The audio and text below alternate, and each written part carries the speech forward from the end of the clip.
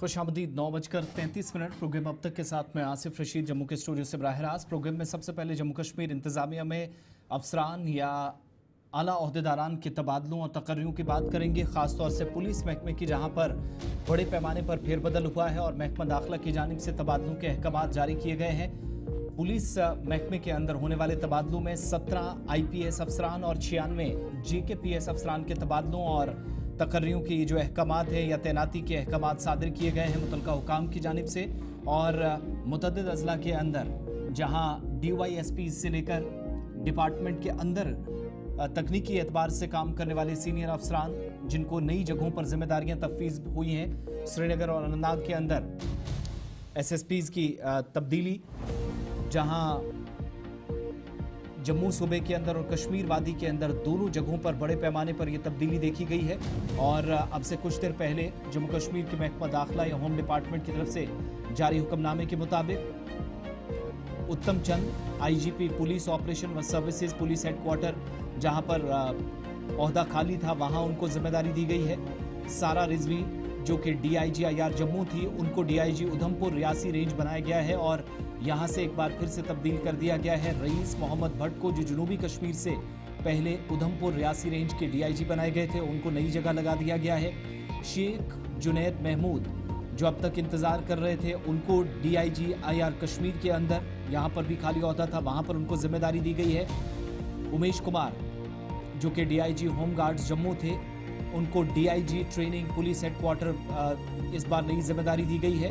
और उधमपुर रियासी रेंज पर जहां अब सारा रिजवी DIG की हैसियत से काम करेंगी, इस इलाके से रईस मोहम्मद भट्ट जिनको अब नई जिम्मेदारी दी गई है और DIG CID कश्मीर यह आए हैं, नया ओहदा मिला है, नई जिम्मेदारी मिली है, नया तजर्बा होगा।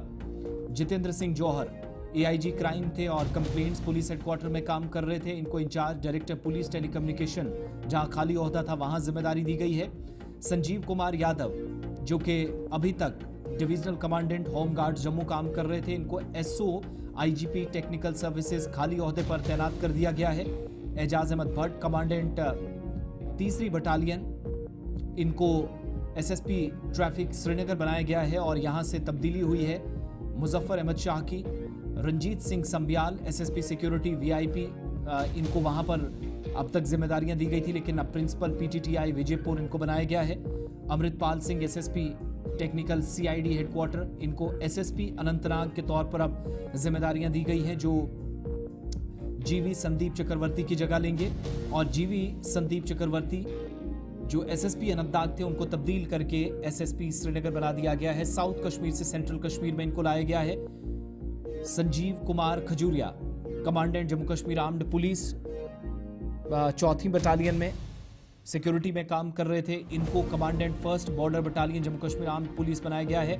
अशोक कुमार शर्मा यहां से तब्दील हुए हैं। SP state investigation agency Kashmir सूबे के अंदर काम करने वाली तनुश्री, जिनको SP SIA हेडक्वार्टर बना दिया गया है। बिस्मा काजी SP ईस्ट श्रीनगर थी, इनको commandant 2nd women battalion Jammu Kashmir armed police अब तैनात किया गया है। हरीश HP जिनको AIG वेलफेयर पुलिस हेडक्वार्टर बनाया गया है। दिव्या D IPS 2018 बैच की SP सोपोर के तौर पर काम कर रही थी, इनको तब्दील कर दिया गया है और इनको SP SIA कश्मीर बनाया गया है, जहां पर अभी तक तनुश्री काम कर रही थी। राघव S जो SP गांदरबल थे, इनको भी तब्दील कर दिया गया है, इनको SP टेक्निकल CID हेडक्वार्टर बना दिया गया है और अमृतपाल सिंह यहां से हटाए गए हैं। और दूसरी तरफ आपको ये भी बताते चलें कि SSP traffic city Srinagar Muzaffar Ahmad Shah जिनको तब्दील किया गया है, एजाज अहमद भट्ट को नई जिम्मेदारी यहां पर मिली है। मुजफ्फर अहमद शाह जो गुज़श्ता तकरीबन 2.5 से 3 वर्षों के दौरान का वक्फा इन्होंने श्रीनगर के अंदर गुजारा और बेहतर निज़ाम जब श्रीनगर के अंदर ट्रैफिक के हवाले से देखा गया, तब इनको काफ़ी पज़िराई हासिल हुई, काफ़ी इनके इक़दाम को सराहा गया। अब इनको तब्दील कर दिया गया है और इनको नई जिम्मेदारी मिली है।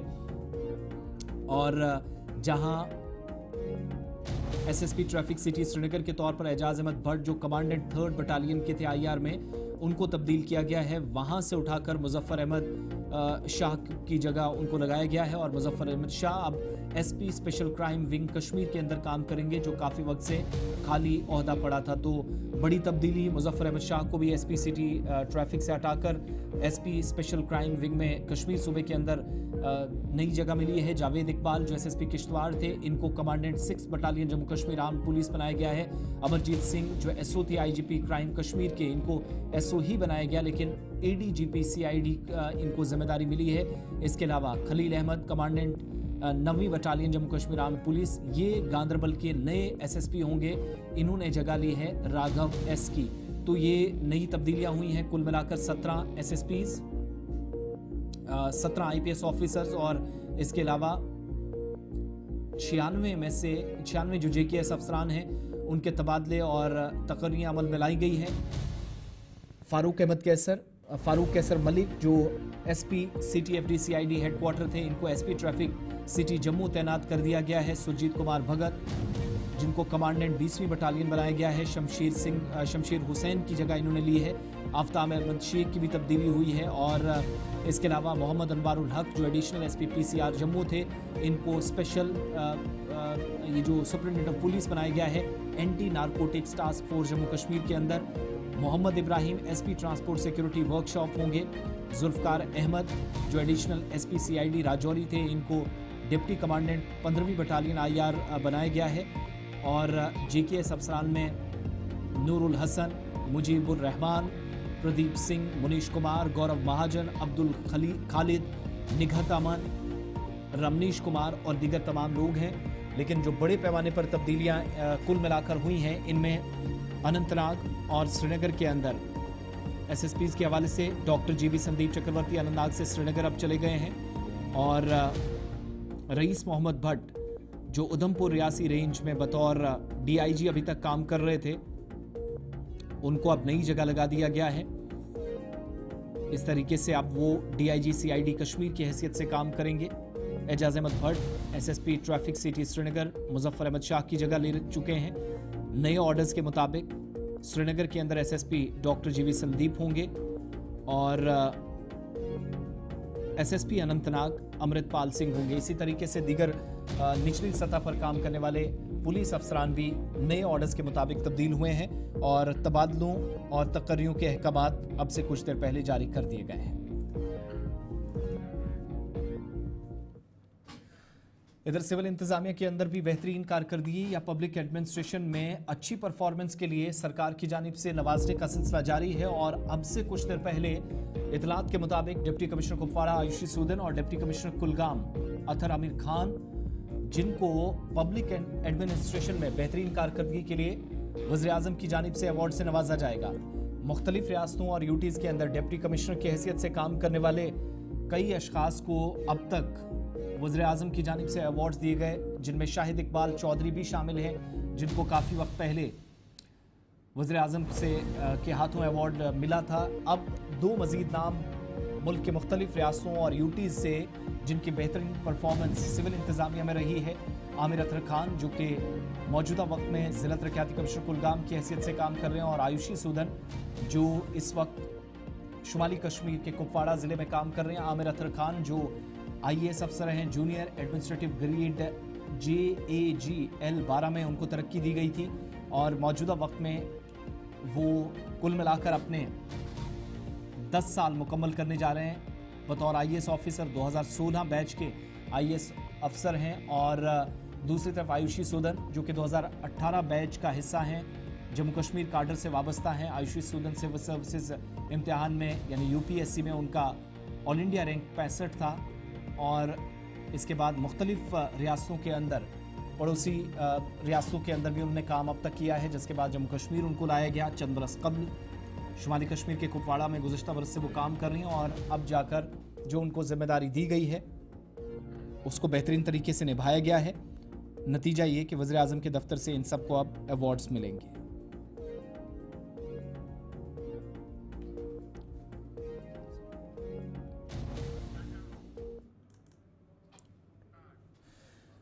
आगे बढ़ते हैं। सरकार की जानिब से एक और फरमान जारी किया गया है, इस ताल्लुक से बात कर लेते हैं। महकमा स्कूल एजुकेशन ने तालीमी सेशन 2025-26 के लिए जम्मू डिवीज़न यानी जम्मू सूबे के तमाम तालीमी इदारों में सरमाई इलाकों को छोड़कर क्लास फर्स्ट के दाखिलों के लिए उम्र में एक बार फिर से छूट दी है। यह कदम नेशनल एजुकेशन पॉलिसी या नेप 2020 के तहत उठाया गया है, जिसकी तस्दीक खुद सरकार की जानिब से की गई है। सूबा जम्मू के लिए फैसला है और ये इकदाम कौमी तालीमी पॉलिसी के तहत उम्र के मयार में जो वजाहत तलब करने वाली मुतअद्दिद नुमाइंदियाँ थी, जिसके जवाब में सरकार ने किया है। और इस पॉलिसी के मुताबिक नर्सरी में दाखिले के लिए बच्चों की उम्र कम से कम 3 साल होनी चाहिए और क्लास 1 में दाखिले के लिए 6 साल मुकम्मल किए गए हों। और 30 सितंबर 2025 तक बच्चों को क्लास 1 में दाखिला देने की इजाज़त जो इस बार के ये आज के जो ऑर्डर्स हैं इसके मुताबिक होगी। और ये इसी असर में ख़ास तौर पर उन लोगों के लिए जिन्होंने 2022-23 तालीमी साल में नर्सरी में दाखिला लिया था, वो लोग सर फहरिस्त हैं। शिल्पा शर्मा हमारे साथ हैं। शिल्पा शर्मा, सरकार के इस ऑर्डर में मज़ीद क्या चीज़ें हैं? ज़रा जम्मू प्रोविंस के जो बच्चे हैं नर्सरी में और क्लास फर्स्ट में जाएंगे, उम्र में या आयु में जो छूट दी गई है वो क्या है? ज़रा तफसील से समझाइएगा, बताइएगा उन तमाम पेरेंट्स को जो आप 2022-23 के बाद इस बार 25-26 के सेशन में भी अपने बच्चों को दाखिल कराने जा रहे हैं। जी बिल्कुल, देखिए स्कूल एजुकेशन डिपार्टमेंट के द्वारा जो है वो यहाँ पर वन टाइम एज रिलैक्सेशन जो है वो दी गई है। क्लास फर्स्ट के जो भी छात्र जो है वो एडमिशन लेंगे उन्हें दी गई है। केवल और केवल जम्मू डिवीजन यानी कि जम्मू संभाग के जितने भी स्कूल है वहां पर ये वन टाइम एज रिलैक्सेशन होगी। विंटर जोन की अगर मैं बात करूँ तो विंटर जोन में जितने भी स्कूल पढ़ते हैं उन्हें ये वन टाइम एज रिलैक्सेशन नहीं देगी। अब देखिए नेशनल एजुकेशन पॉलिसी की अगर मैं बात करूं तो नेशनल एजुकेशन पॉलिसी जो कि ये बताता है कि नर्सरी में दाखिल होने के लिए 3 साल यानी कि 3 इयर्स जो है वो बच्चे की एज होनी चाहिए। फर्स्ट क्लास में जो है वो दाखिल होने के लिए एडमिशन करने के लिए जो है वो 6 साल पूरे कंप्लीट होने चाहिए बच्चे के, तब जाके जो है वो बच्चा फर्स्ट दाखिल हो सकता है। लेकिन अब यहाँ पर वन टाइम एज रिलैक्सेशन दी गई है क्योंकि पेरेंट्स के द्वारा काफी ज्यादा प्रदर्शन भी किया गया, पेरेंट्स के द्वारा कंसर्न भी दिखाया गया। अब यहाँ पर ये कहा गया है कि जिस प्रकार से कहीं ना कहीं गैप आ रहा था कि बच्चा अगर 5 साल का है या फिर कहीं ना कहीं उसके 6 साल कंप्लीट होने में 1-2 महीना रह गया या 6 महीना रह गया या 4 महीना रह गया है, तो अब वो पर जो है वो एडमिशन करवा सकता है क्योंकि वहां पर वन टाइम एज रिलैक्सेशन दी गई है। साथ ही साथ ये भी कहा गया है कि सितंबर 30 2025 तक अगर कोई बच्चा जो है वो 6 साल पूरा कंप्लीट हो रहा है तो वो भी जो है वो एडमिशन करवा सकता है। लेकिन 2026-27 सेशन की अगर मैं बात करूं तो ये साफ तौर पर बताया गया है कि ये केवल 2025-26 सेशन के लिए एज रिलैक्सेशन है। 2026 और 2027 के लिए जो है ये एज रिलैक्सेशन नहीं होगी। जिस प्रकार से नेशनल एजुकेशन पॉलिसी है उसकी प्रकार से जो है यानी कि एडमिशन जो है वो 26 और 27 सेशन में रहेगी। तो ये वन टाइम एज रिलैक्सेशन है। जो कंसर्न था पेरेंट्स का, वन टाइम का क्या मतलब है? हमें जो जानकारी है कि 2025 2026 और 27 के सेशन के बाद इस तरह की कोई भी एज रिलैक्सेशन नहीं होगी, यानी आज जो दी गई है फर्स्ट एंड लास्ट ऑप्शन है। जी बिल्कुल, देखिए ये साफ तौर पर बताया गया है कि जो ये वाला सेशन है यानी कि 2025 और 2026 जो सेशन है केवल और केवल इस सेशन के लिए ही वन टाइम एज रिलैक्सेशन दी गई है। 2026 और 2027 जो सेशन आएगा उस सेशन के लिए कोई भी एज रिलैक्सेशन जो है वो नहीं दी जाएगी। तो पेरेंट्स जो कंसर्न दिखा रहे थे, पेरेंट्स काफी ज्यादा परेशान थे, तो उनकी ये परेशानी जो है वो खत्म हो चुकी है। जहाँ पे स्कूल अगर कोई बच्चा 6 महीने का यानी कि पूरा होने के लिए उसे 6 महीने लग रहे हैं, 4 महीने लग रहे हैं, तो आराम से वो फर्स्ट क्लास में अपने बच्चे को जो है वो एडमिशन करवा सकते हैं। और ये जो मौजूदा तालीमी साल है या ये जो सेशन चल रहा है, जो कट ऑफ एज है वो 31 मार्च होगी, इससे आगे ये उम्र गिनी जाएगी या इससे पीछे भी कोई हिसाब 2022-23 वाला गिना जाएगा? देखिए साफ तौर पर यहाँ पर मार्च 31 जो है वो बताया गया है कि मार्च 31 यहाँ पर जो है वो गिना जाएगा। लेकिन ये जो 2026 और 2027 जो सेशन रहेगा उसके लिए रहेगा क्योंकि नर्सरी के लिए यहाँ साफ तौर पर बताया गया था कि 3 साल की जो है यानी कि एज होनी चाहिए बच्चे की और फर्स्ट क्लास के लिए जो है वो 6 साल होनी चाहिए। तो ये अगला वाला जो सेशन आएगा 26-27 तो उसके लिए ये देखने को मिलेगा। बहुत बहुत शुक्रिया तफसीलात फराहम करने के लिए। शिल्पा शर्मा हमारे साथ थी। और नया ऑर्डर जो सरकार की तरफ से जारी किया गया है, बहुत पहले इसका ऐलान भी हुआ था और अब जाकर 31 मार्च जो इसकी कट ऑफ डेट रखी गई है, 26 और 27 का जो सेशन होगा उसके बाद ये वन टाइम एज रिलैक्सेशन ख़ास तौर से नर्सरी और ये जो फर्स्ट क्लास वाले बच्चे हैं उनके लिए नहीं होगी। इस नए सरकारी ऑर्डर के मुताबिक जम्मू सूबे के लिए आज बाकायदा नाफिजुल अमल हुआ है। इधर जम्मू कश्मीर के अंदर आज वज़ीर सेहत सकीना इतू की जानिब से सांबा का दौरा किया गया, जहां पर एम्स विजयपुर में उन्होंने तफसीली दौरे के दौरान मुतलकीन के साथ गुफ्तशनीद की। और आज एम्स के अंदर सकीना इतू की जानिब से तिब्बी सहूलियात का तफसीली जायजा लेने के बाद रिपोर्ट भी तलब की गई है। इतलात के मुताबिक वज़ीर सेहत को जहां जदीद तरीन सहूलियात से लैस एम्स के अंदर डॉक्टरों की जानिब से मुकम्मल तफसीलात और पावर प्रेजेंटेशन के जरिए भी ब्रीफिंग दी गई। इस दौरान एम्स के डायरेक्टर, दीगर जिम्मेदारान जिनमें अमला, डॉक्टर्स या नीम तिब्बी अमला शामिल हैं, तमाम लोगों के साथ यह गुफ्तगू की है। एम्स विजयपुर के अंदर, जिस पर जम्मू सूबे के अंदर सबसे ज़्यादा मरीज़ या तीमारदार इन्हिसार करेंगे, जदीद किस्म की सहूलियात मरीज़ों के लिए 24 घंटे बहाल रहीं, इस बात को यकीनी बनाने पर सकीना ईतो की जानिब से जोर दिया गया।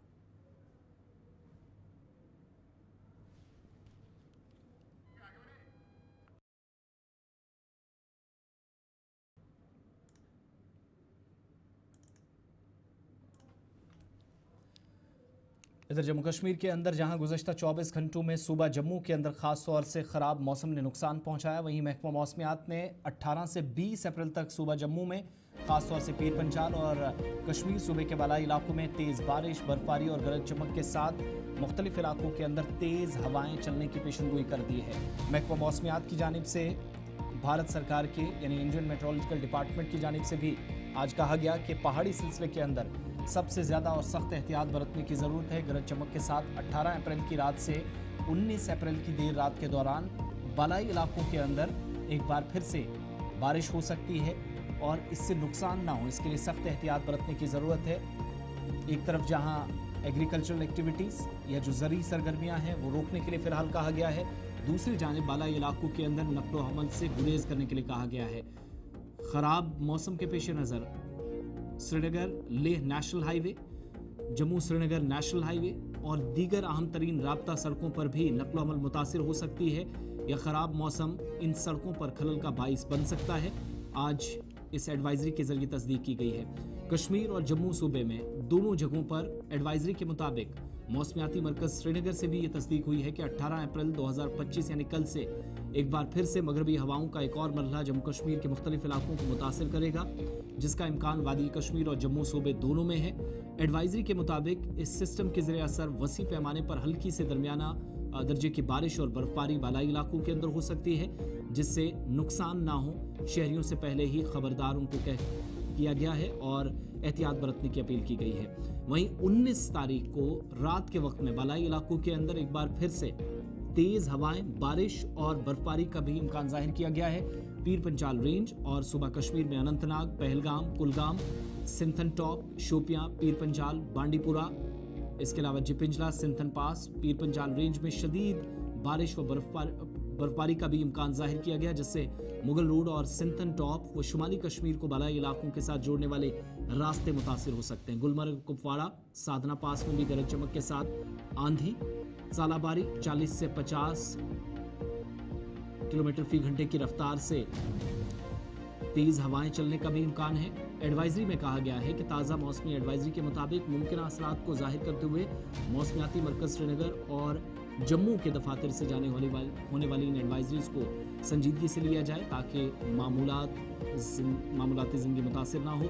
कई मकामात पर तेज़ हवाओं ने गुज़श्ता 24 घंटों के दौरान भी नुकसान पहुंचाया। इस दौरान अलग अलग मकामात पर तोदे गिरने या मिट्टी के तोदे ख़ास तौर से गिरने और पत्थरों के गिरने से या स्टोन शूटिंग जिसे आप कहते हैं, इसके ज़्यादातर इम्कानात हैं। किसानों को मशवरा दिया गया है कि कल यानी 18 अप्रैल से लेकर 21 अप्रैल के सहपहर तक किसी भी तरीके से ज़रूरी सरगर्मियाँ अंजाम न दे। मौसम की ताज़ा तरीन सूरत हाल को मद्देनज़र रखते हुए शहरियों से अपील की गई है कि मकामी नदी नालों या जिन इलाकों में सतह आब में इजाफा हो सकता है और ख़ास तौर से नशेबी इलाकों में पानी जमा हो सकता है, ऐसे में सख्त एहतियात बरता जाए ताकि नुकसान से बचा जाए।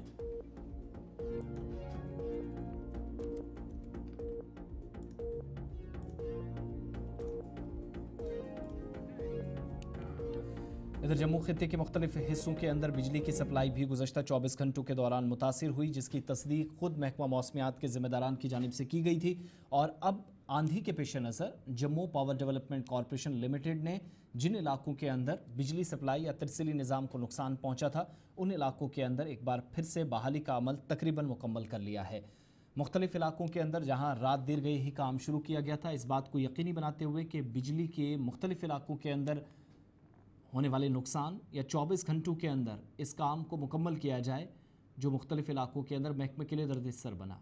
तूफ़ान के थमने के फ़ौरन बाद Jammu power distribution corporation limited की जानिब से सूरत हाल का तफसीली जायज़ा लिया गया। चीफ इंजीनियर और मुतल्लिका एग्जीक्यूटिव इंजीनियर्स को तमाम मुतासरा इलाकों में फौरी तौर दौरे और बहाली के लिए इकदाम शुरू करने की हिदायत दी गई और इतलात के मुताबिक सलाल सर्किट, जटवाल ट्रांसमिशन, इसके अलावा दीगर कई ग्रिड स्टेशन जिनमें गलादनी शामिल हैं, ब्रन किशनपुर फीडिंग ग्रिड स्टेशन शामिल है, इन तमाम हिस्सों के अंदर बिजली सप्लाई को यकीनी बनाया गया।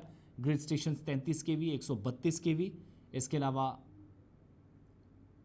सांबा के अंदर जहां 132 kV और रामबन में grid station 33 kV, 132 kV, 220 kV जिनमें तकनीकी खराबियां आई थी वो भी बेहतर कर ली गई हैं। मकामी बेदारी चैलेंजेस या दीगर मामलात को मद्देनज़र रखते हुए सूरत हाल का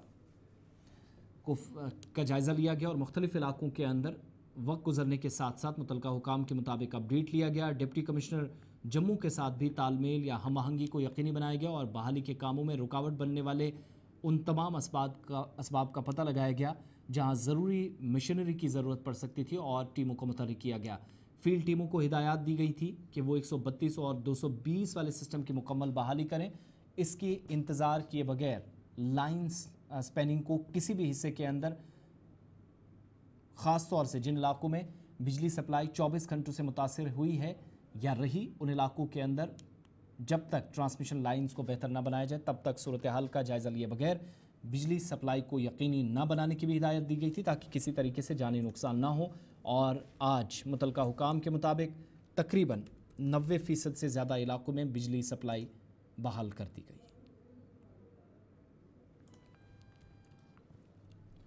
सलामती सूरत हाल का जायज़ा लेने के लिए एक तरफ जहां पुलिस व सिविल इदारे और दीगर जिम्मेदारान ख़ास तौर से सिक्योरिटी एजेंसियां मुतहर्रिक हैं, वहीं पुलिस और अवाम के दरमियान रवाबित को बेहतर बनाने या तालमेल को यकीनी बनाने की कोशिशें भी जारी हैं। पूंछ पुलिस की जानिब से शहर में वाक़ पुलिस लाइन में आज थाना दिवस मनाया गया जिसमें ज़िले भर से समाजी कारकुनान, मजहबी सियासी समाजी जमातों के कायदीन और दीगर लोगों की कसीर तादाद शरीक हुई और इस थाना दिवस की सदारत DIG राजौरी पूंछ रेंज तेजिंदर सिंह और SSP पूंछ शफकत हुसैन ने की, जबकि IGP जम्मू भीम सिंह टूटी बतौर मेहमान खुसूसी आज के प्रोग्राम में शामिल हुए। लोगों की शिकायत सुनी गई और इस मौके पर जहां सलामती सूरत हाल का मुतल्लिका अफसरान के साथ बात करते हुए उन्हें जायज़ा लिया, वहीं मुख्तलिफ इलाकों में मिलिटेंसी के अलावा दीगर मसाइल जो आवाम को रोज़मर्रा के कामकाज में दरपेश हैं तफसीली तबादला ख्याल किया गया और लोगों से ज़िला पुलिस का ताउन मांगते हुए इन तमाम मामलात पर संजीदगी के साथ काम करने का यकीन दिलाया गया। ड्रग्स जो है वो इस तरह से पनप गया है कि हमारी कोशिश रहती है कि हम हर एक वीक जो थाना दिवस अलग अलग जिलों में, अलग अलग थानों में सेलिब्रेट किया जाता है, ऑर्गेनाइज किया जाता है, उसमें हम शिरकत करें। तो SSP पूंछ और DIG राजौरी पूंछ के रिक्वेस्ट के बेसिस पर मैं यहाँ पर आया था और मैंने इस थाना दिवस में पार्टिसिपेट किया। लोगों की फरियादें सुनी, लोगों की जो शिकायतें हैं, लोगों की जो तारीफ़ें हैं पूंछ पुलिस के लिए, वो मैंने सुना अपने कानों से और कई सारे इसमें सजेशन आए हैं। आने वाले वक्त में उन सभी सजेशंस को हम लोग अपनी कार्रवाई में इंक्लूड करेंगे। कई जगहों पर पुलिस की कॉम्पिटेंस को इम्प्रूव करने की बात है, वो हम कर रहे हैं लगातार। कई जगहों पर नए जो एरियाज हैं जहां पर पुलिस का फोकस नहीं है, वहां पर फोकस को हमें चेंज करने की ज़रूरत है, वो भी हम करेंगे। और बाकी पूंछ पुलिस काफ़ी अच्छा काम कर रही है, काफ़ी मेहनत कर रही है। आने वाले समय में जो कमियां हैं उसको हम दूर करेंगे। देखिए, आतंकवाद तो यहाँ पर है और पिछले 1.5-2 साल से ये यहाँ पर दोबारा उभर करके सामने आया है। कैपेसिटी बिल्डिंग की ज़रूरत थी, जो कैपेसिटी बिल्डिंग हम लोगों ने की है और आपको जल्दी ही नतीजा इसमें देखने को मिलेगा। पूंछ पुलिस अच्छा काम कर रही है और आतंकवाद को नियंत्रित करने की दिशा में जितने भी कदम उठाए जाने की ज़रूरत है वो इन्होंने उठाए हैं। आने वाले समय में आप कार्रवाई जो है वो धरातल पर देखेंगे। जम्मू कश्मीर के अंदर सियासी सरगर्मियां अरूज पर हैं। आज श्रीनगर के अंदर एक अहम तरीन इजलास पीपल्स डेमोक्रेटिक पार्टी का मुनक़िद हुआ, जहां पर आज बिलखुसूस पार्टी सरबराह की जानिब से उन तमाम वर्करों से खिताब किया गया जिनका ताल्लुक वस्ती कश्मीर के श्रीनगर, गांदरबल और बडगाम अजला से था। इधर PDP के सदर महबूबा मुफ्ती ने कहा कि आज का कन्वेंशन मुल्क के मुसलमानों को एक पैगाम देने के लिए मुनक़िद किया गया, जहां वक्फ तरमीमी कानून के खिलाफ भी आवाज़ बुलंद हुई और उनके मुताबिक अगरचे हुकूमत ने इसमें साथ नहीं दिया, लेकिन पीडीपी वक्फ कानून के खिलाफ डटकर मुकाबला करेगी और इसके खिलाफ लड़ाई जारी रहेगी। साबिक रॉ चीफ एएस दुल्लत के हालिया बयानात पर भी तबसरा करते हुए उन्होंने कहा कि उन्हें हैरत नहीं है, नेशनल कॉन्फ्रेंस ने 1990 की दहाई से कश्मीरी अवाम के साथ धोखा किया है और आज कोई भी हैरत इस बयान के सुनने या देखने के बाद उनको हुई है। आज का कन्वेंशन पूरे मुल्क के मुसलमानों को ये पैगाम देने के लिए था कि बेशक यहाँ की जो हुकूमत है उन्होंने आपका साथ नहीं दिया, मगर हम जम्मू कश्मीर के लोग, बिलखुसूस यहाँ के मुसलमान, यहाँ के सेकुलर लोग आपके साथ खड़े हैं। ये हालात कितने ठीक है उसका अंदाज़ा ये लगा सकते हैं कि हम वक्फ बिल के खिलाफ यहाँ जुलूस निकालना चाहते थे, फ़लस्तीन के हक़ में यहाँ पुरअमन जुलूस निकालना चाहते थे, मगर उसकी इजाज़त नहीं होती। तो आपको खुद ही पता है कि अगर एक मामूली जुलूस से जम्मू कश्मीर का अमन ख़राब हो जाता है तो फिर ये कौन सा अमन है? फारूक, देखिए, दुल्लत साहब नेशनल कॉन्फ्रेंस के बहुत ही करीबी फैमिली मेंबर जैसे हैं और आज जब दुल्लत साहब ने अपनी किताब में लिखा कि फारूक साहब चाहते थे उनके साथ 370 को हटाने के लिए मशवरा किया जाए, बल्कि वो यहाँ तक जाते हैं कि मैं असेंबली के जरिए 370 को हटाने के लिए तैयार था, मगर मुझसे मशवरा नहीं किया गया। ये कोई पहली बात नहीं है। ये नेशनल कॉन्फ्रेंस ने इससे पहले 2014 में भी ये रातों को जाके मिलते थे अमित शाह साहब से, उमर साहब कि पीडीपी के साथ सरकार मत बनाओ, हमारे साथ बनाओ, और बिला शर्त शुरू। तो ये कोई नई बात नहीं है। आज का महबूबा मुफ्ती के इस बयान के बाद उमर अब्दुल्ला की जानिब से भी कहा गया कि एएस दुल्लत की साल 2000 में लिखी गई किताब में पीडीपी या महबूबा मुफ्ती के वालिद के हवाले से जो तज्ज़िया किया गया था, क्या वो उस पर भी इत्तफाक करती हैं? सवालिया अंदाज में उमर अब्दुल्ला की जानिब से पलटवार Jammu Kashmir Peoples Democratic Party के सरबराह और उनके हामियों पर किया गया है। इधर वस्ती कश्मीर के बडगाम ज़िले में आज यूथ नेशनल कॉन्फ्रेंस की जानिब से माफ़ कीजिएगा यूथ कॉन्फ्रेंस बडगाम के सीनियर लीडर बिलाल अहमद डार ने एक न्यूज़ कॉन्फ्रेंस से खिताब किया, जहां पर उन्होंने आने वाले हल्का इंतखाब बडगाम के अंदर ज़िमनी इंतखाबात के हवाले से अपने ख्यालात का इजहार किया और प्रेस कॉन्फ्रेंस में इस बात की वजाहत करने की कोशिश हुई कि हल्का इंतखाब बडगाम के अंदर नेशनल कॉन्फ्रेंस का उम्मीदवार बडगाम का ही होना चाहिए ताकि वो बडगाम के लोगों के लिए काम करे और ऐसे में मकामी सतह पर मकामी लोगों का ख्याल रखते हुए किसी मकामी शख्स को ही पार्टी मैदान में उतारे। डिस्ट्रिक्ट बडगाम चाहता है, बडगाम के लोग चाहते हैं कि मैंडेट उसको दिया जाए जो कि हमारा अपना हो, जो हमारे जख्मों को मरहम करे। और पहले भी हमने यही कहा था, हमारे जो आगा साहब है, आगा रूहुल्लाह साहब एमपी साहब है, उन्होंने भी 2-4 दिन पहले एक प्रेस कॉन्फ्रेंस बुलाई थी। उनने भी कहा कि हमको जो भी कैंडिडेट होगा वो बडगाम का होना चाहिए। बडगाम के लोग चाहते हैं, यहाँ पर पूरी डेवलपमेंट नहीं हुई है, पानी नहीं है, बिजली नहीं है, हॉस्पिटल नहीं है, बच्चों के लिए खेलने के लिए प्ले ग्राउंड नहीं है। कितने सालों से हमारा जो प्ले ग्राउंड यहाँ पर है बिल्कुल जूं का तूं पड़ा है। हम इस्तिदा करते हैं सदर साहब से, जो हमारी नेशनल कॉन्फ्रेंस के सदर डॉक्टर फारूक अब्दुल्ला से मोतबाराना अपील करते हैं कि कम से कम आप ये देख लीजिए, इन चीज़ों को आप देख लीजिए। सीएम साहब से भी हम अपील करते हैं, जितने भी उनके आसपास वाकई जुमाज है उनको भी हम अपील करते हैं, कभी आप मेहरबानी करके यहाँ उमपोरा आइए, आप खुद देखिए हमारा हाल क्या है। पानी नहीं है। मैंने रिक्वेस्ट की थी सीएम साहब से कि प्लीज यहाँ पर किसी को भेज दीजिए, हम वो पानी पी रहे हैं। अगर आप देखेंगे बोतल में पानी क्या है, कितनी मुश्किलात है। हम लोग चाहते हैं यही कि अपना कैंडिडेट होना चाहिए जो हमारे जख्मों को मरहम करे।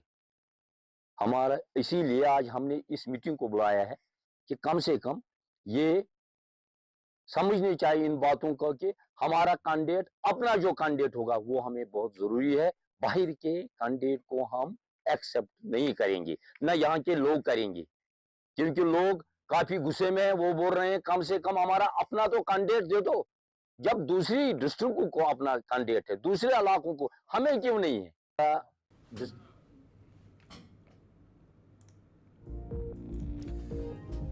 चलिए एक अहम खबर मरकज़ के ज़ेर इंतज़ाम लद्दाख के हवाले से आपको बताते चलें। लद्दाख की क़यादत की जानिब से या करगिल डेमोक्रेटिक अलायंस और लेह अपेक्स बॉडी जो मुसलसल मरकज़ के साथ राब्ते में थी, लद्दाख की क़यादत को एक बार फिर से जो हाई पावर कमेटी है मदऊ किया गया है। वज़ारत दाखिला की जानिब से 4 निकाती एजेंडे पर बात होगी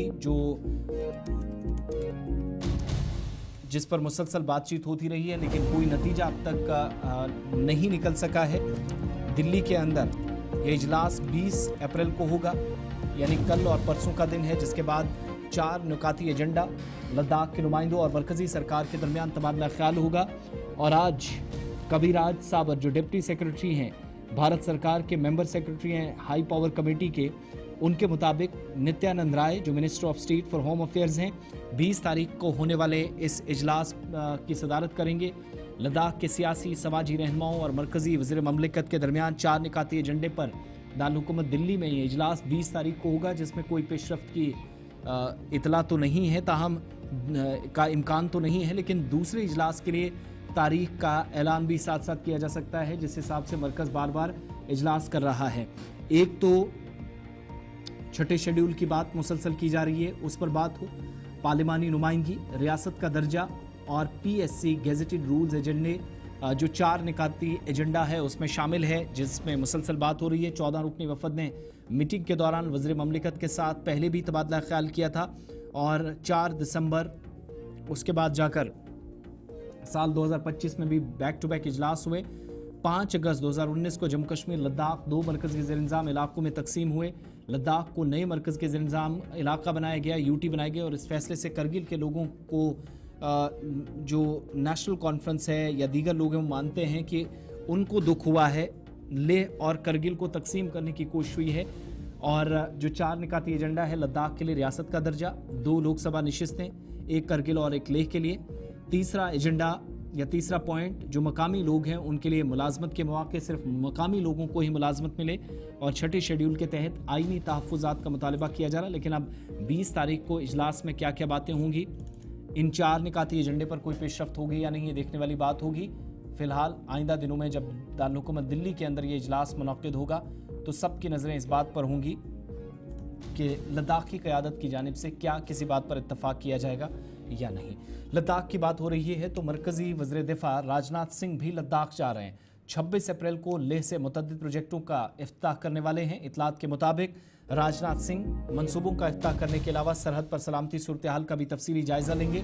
लद्दाख की भारतीय जनता पार्टी की क़यादत भी उनसे मुलाकात की ख्वाहिश रखती है, इस तरह की खबर है। और डॉक्टर जितेंद्र सिंह अमली तौर पर तकरीब में शामिल होंगे, वीडियो कॉन्फ्रेंसिंग के जरिए साथ रहेंगे। लद्दाख के भारतीय जनता पार्टी के रहनुमा वज़ीर दिफ़ा से मुलाकात का मंसूबा बना रहे हैं, इस तरह की इतलात हैं। लद्दाख के अपने दौरे के दौरान जम्मू कश्मीर और लद्दाख के मरकज़ी ज़ेर इंतज़ाम इलाकों समेत मुल्क भर में मुतअद्दिद प्रोजेक्टों का इफ्तिताह लद्दाख के पहाड़ी सिलसिले से होगा। और अपने दौरे के दौरान आला फौजी कमांडरों के साथ मशरक़ी लद्दाख में चीन के साथ लाइन ऑफ एक्चुअल कंट्रोल या हकीकी कंट्रोल लाइन के साथ सिक्योरिटी सूरत हाल का भी तफसीली जायजा लिया जाएगा। लद्दाख में जिन प्रोजेक्टों का इफ्तिताह होगा इनमें पेंगोंग झील तक एक अहम सड़क लिंक शामिल है, जो बेहतर स्ट्रेटजी के एतबार से अहमियत की हामिल है। इफ्तिताह होने वाले दीगर मनसूबे दिफाई नुक्ता नज़र से काफ़ी अहम है, क्योंकि मशरक़ी लद्दाख में LAC तक मवाद या जो साजो सामान है उसकी नकलो हरकत और नकलो हमल में मुसल्लह अफवाज की आसान रसाई को अफवाज को फराहम करते हैं। लद्दाख और जम्मू कश्मीर के प्रोजेक्टों में के अलावा राजनाथ सिंह लेह से मुख्तलिफ रियासतों में मुतअद्दिद प्रोजेक्टों का अमली तौर पर इफ्तिताह करेंगे। ज़्यादातर प्रोजेक्ट्स बॉर्डर रोड ऑर्गेनाइजेशन या BRO के मुकम्मल किए गए हैं और इतलात के मुताबिक मनसूबों की लागत कई करोड़ रुपए है। ये लोगों के साथ दिफाई अफवाज को आसानी से नकलो हरकत फराहम करने में बहुत आगे ले जाएंगे। लेह में होने वाली तकरीब में लद्दाख के lieutenant governor brigadier retired doctor BD Mishra मौजूद रहने वाले हैं और इतलात के मुताबिक वही लेह एयरपोर्ट पर उनको रिसीव भी करेंगे। वजारत दिफा चीन के साथ लाइन ऑफ एक्चुअल कंट्रोल या LAC और पाकिस्तान में लाइन ऑफ कंट्रोल LOC के साथ सरहदी चौकियों तक राब्ते को अहमियत दे रही है। स्ट्रेटजी के एतबार से जो सड़कें अहमियत की हामिल हैं उन पर ज़्यादा तवज्जो दी जा रही है, ताकि मुकर्ररा मुद्दत के अंदर इन मनसूबों को मुकम्मल करके आसान नकलो अमल को यकीनी बनाया जाए। और साथ साथ इन इलाकों में जहाँ पर मुल्क की सलामती की हमेशा बात होती रही है, ये तरजीहात में इस वक्त शामिल हैं, इन पर ज़्यादा तवज्जो हुकूमत के मुताबिक रहे, ताकि दुश्मन किसी भी तरीके से मुल्क या रियासत के ख़िलाफ़ कोई काम ना करे। बात शुमारी कश्मीर की, जहां गवर्नमेंट मिडिल स्कूल सुलंदा टंगमर्ग में उस वक्त 1 दर्जन के करीब स्कूली बच्चों को अचानक उल्टियां लगने से वालिदैन में तशवीश पाई गई। जब सब जिला अस्पताल टंगमर्ग की टीम ने स्कूल में दवाएं तकसीम की थी, जिसके बाद बच्चों ने अज खुद 1 से ज़्यादा टैबलेट खाए, जिससे बच्चे बीमार हुए। और अगरचे इन बच्चों को टंगमर्ग अस्पताल इलाज के लिए जाया गया, जिनमें कुछ बच्चों को मजीद इलाज के लिए श्रीनगर मुंतकिल करना पड़ा, लेकिन तमाम बच्चों की हालत फ़िलहाल ख़तरे से बाहर बताई जाती है। वाक़े के फ़ौरन बाद एसडीएम गुलमर्ग ने भी अस्पताल का दौरा किया। डॉक्टरों और नीम तिब्बी अमले, ख़ासतौर से ब्लॉक मेडिकल ऑफिसर से मामले के हवाले से तफसीलात भी तलब की। इधर पुलिस ने भी इस सिलसिले में इतलात के मुताबिक तहकीकात शुरू कर दी है। हमारे बच्चे यहाँ पे टंगमर्ग सुलिंदा स्कूल में पढ़ रहे हैं, जो कि छोटे प्राइमरी क्लास में पढ़ते हैं। तो वहाँ पे आज कुछ मेडिकल कैंप लगा था, तो हमें 4 बजे वहाँ से कॉल आ रही है टीचरों की जानिब से। हाँ, तो उन्होंने कॉल की हमें कि बच्चों ने 1 बजे दवाई कुछ खाई है, आयरन कुछ दवा खाई है आयरन नाम से। तो 4 बजे हमें इन्फॉर्म किया जा रहा है। बच्चों को जब छुट्टी हो रही है तो हम ढूंढ रहे हैं बच्चों को, बच्चे कहाँ है कहाँ, तो हमें जल्द से जल्द हॉस्टल पहुंचना पड़ा उन बच्चों को लेकर। बच्चों को क्या पता है, उन्होंने आधी मतलब 2-4 टैबलेट्स खाई है एक साथ। आधे बच्चों ने आधों ने फेंक दी है, आधों को वहीं पे उल्टी हो गई है, आधे मतलब यहाँ पे डॉक्टर साहब ने उन्होंने किया काम, उन्होंने उनका स्टमक वॉश किया पहले, आधों को रेफ़र किया है श्रीनगर JVC, तो आधे अभी यहीं पे ऑब्जर्वेशन पे हैं। टीचर साहब के एक टैबलेट हफ्ते में 2 बार खाइएगा। तो आधु ने मतलब उन छोटे बच्चे हैं, वो क्या ही बोल सकते हैं, मतलब क्या ही कर सकते हैं। डिमांड ये है हमारी आला हुकाम से कि ये आज यहाँ पे हुआ है, ऐसी मामलात पेश आए हैं, दोबारा से ऐसा ना किया जाए। बेशक इसमें कार्रवाई होनी चाहिए। हम मेडिकल कॉलेज हंदवारा में भारत जन औषधि केंद्र या मरकज़ में अद्वियात की शदीद कमी की शिकायत की जा रही है। मेडिकल सुप्रिटेंडेंट डॉक्टर एजाज के मुताबिक नया फार्मासिस्ट जल्द तैनात किया जाएगा और मरकज़ दोबारा फ़ाल होगा। मकामी लोगों ने मुतालबा किया है कि अद्वियात फौरी तौर पर फराहम की जाएँ या दस्तियाब रखी जाएँ। मरकज़ 24 घंटे काम करे, इसके लिए भी इकदाम पर जोर दिया गया।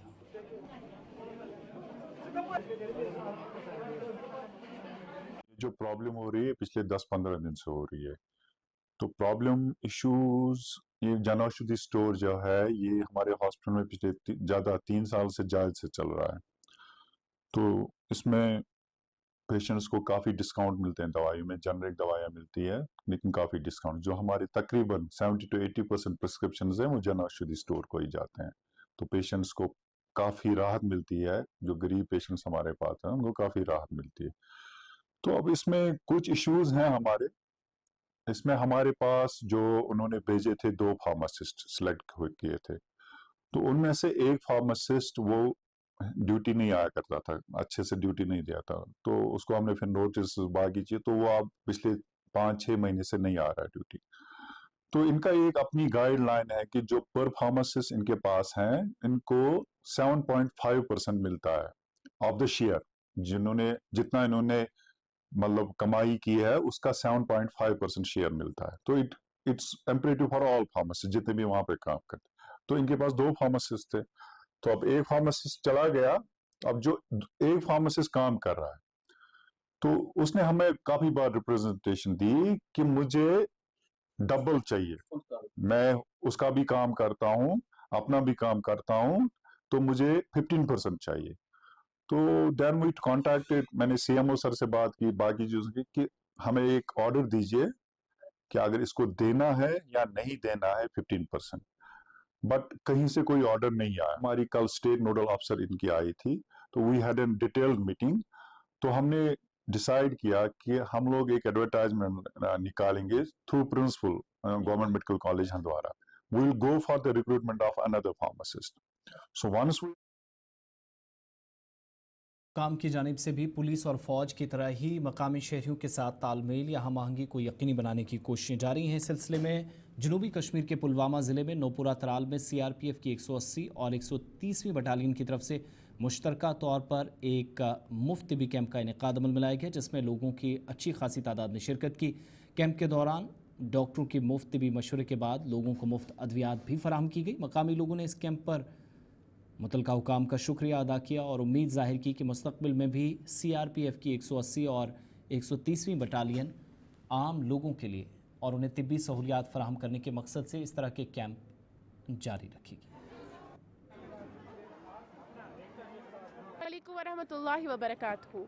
I am Hafiza Riyaz from 9th standard of Aglo Public High School, Napura Tral. We appreciate the Army's initiative in organizing the free medical camp by 130 and 180 battalions of CRPF. This camp has made a significant difference in our community for providing vital health care services for those who need. We appreciate their time and effort that they have put into the making this event a success. Their commitment for making this event is very truly commendable. We are truly thankful to them. Thank you and fi amanillah. अस्सलाम वरहमतुल्लाहि वबरकातुहू। मेरा नाम उरूजा अफजल है और मैं 10वीं जमात की तालिबे इल्म हूँ। मैं तमाम बच्चों की तरफ से आपकी चैनल की वसादत से लोगों तक ये बात पहुँचाना चाहती हूँ कि आज का जो फ्री मेडिकल कैंप 130 और 180 बटालियन सीआरपी की तरफ से हमारे स्कूल यानी एग्लो पब्लिक स्कूल की तरफ से हमारे स्कूल में मुनक़द हुआ, हम तहे दिल से उनका शुक्रिया अदा करते हैं और उम्मीद करते हैं कि ये आइंदा भी अपनी खिदमत जारी रखे। शुक्रिया।